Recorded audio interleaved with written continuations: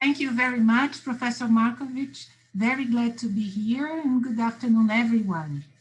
Thank you, John and Betty, for your presentation and comments. And I think the key issue is really how difficult it is to prove our relevance.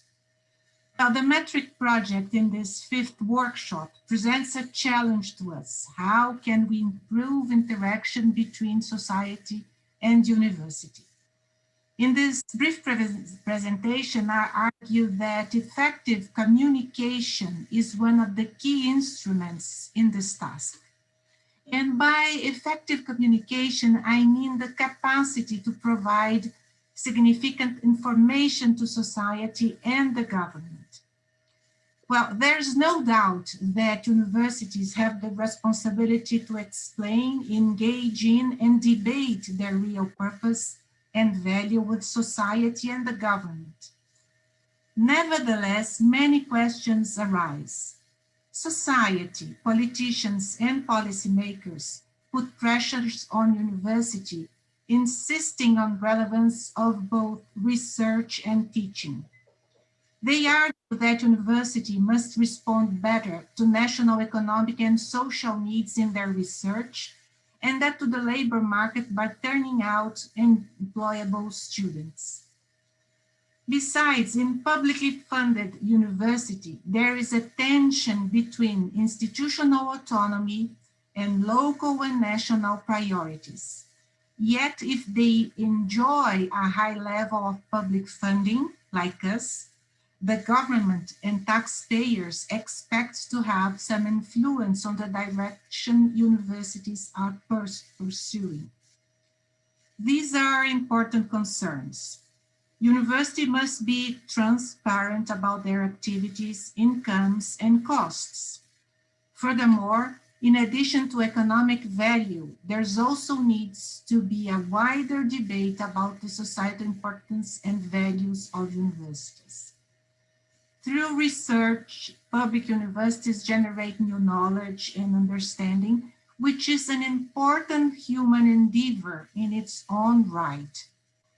At the same time, relevance of high-end research is hard to gauge, particularly for basic research, where relevance and impact can take decades to become apparent.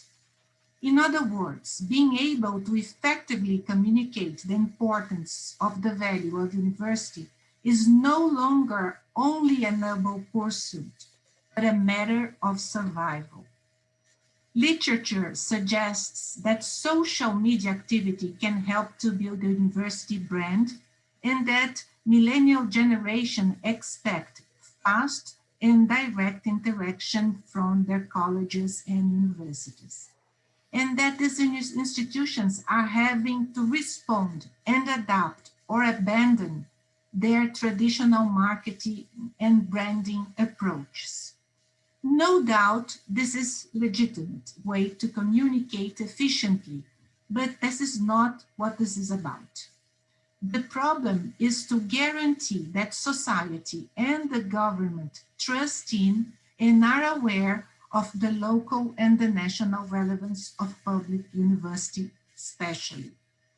This is our Achilles heel, since ineffective communication feeds the vicious cycle of unfair questionings on the purpose, value, and cost effectiveness of our public universities. As I personally observed over years working in the government of the state of São Paulo, as Deputy Secretary for Higher Education and as legal advisor to several governors, universities' annual reports are not understood, or worse, they are subject to being ignored or distorted.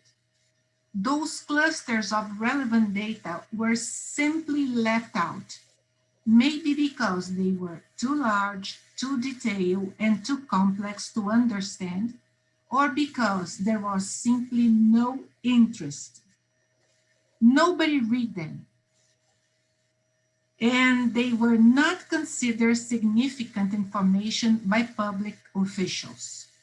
On the other hand, during the years I've worked at the University of São Paulo at the administrative branch, I could follow the detailed preparation of these reports and the importance of historic and statistical series of data to the university. Both personal experiences show me how ineffective public universities' communication could be, despite their accuracy. I also doubt that the university public information made available on internet is ever accessed by society or the government. Those impressions were recently confirmed in the investigation promoted by the Legislative Assembly of the State of São Paulo to investigate possible irregularities in the management of the 3 public universities. Most of the huge amount of data and details requested by parliamentarians had not even been mentioned in the conclusions of the investigation that finally attested to the inexistence of irregularities. In contrast, during the COVID-19 pandemic, scientific and technological contributions from the 3 universities have been highly revalued by the society as a whole and by most of the politicians and parliamentarians. What did we learn from these facts?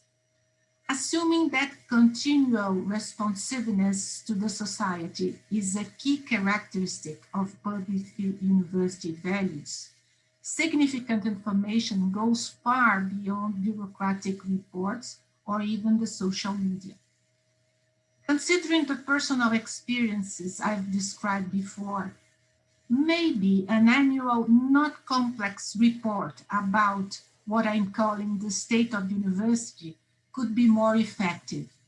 This would be an opportunity for universities to review the past year's accomplishments and set their agenda for the coming year. It means society accountability with the purpose to provide direct dialogue outside the administrative and bureaucratic instance of public administration.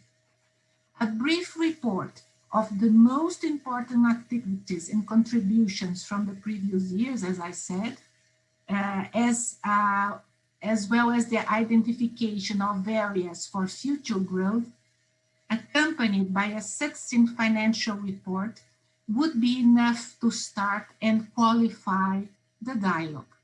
This can be a way of engaging social actors and the governments in constructing a vision of the future of universities, as well as calling attention to national and local relevance of universities. In fact, the expectations of society towards universities and their perception of their own role are in constant flux. This is our responsibility, therefore, to be ahead and explain, engaging, and debate the real purpose and value of universities. Thank you very much.